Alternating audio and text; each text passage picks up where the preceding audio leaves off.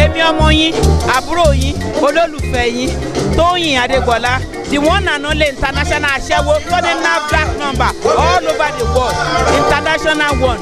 Another one is a counterfeit. Mo ń fi àsìkò yìí rọ̀ yín ike kí n máa wo ètò Bisi Ológe show, àtọkùnrin àtobìnrin, obìnrin olóríire, Sisi alálùbáríkà, ẹ̀yin bàbá tẹ́ ní ìyàwó tó dáa nílé tẹ́ ẹ dùn. Ẹ wo mi lọ́pọ̀ mo ti ṣoge láti òkè délẹ̀ ni, mo ṣoge yẹn látòkè délẹ̀ ni. Ṣé ẹ ti rí sá? Ẹ máa wo Bisi Ológe show.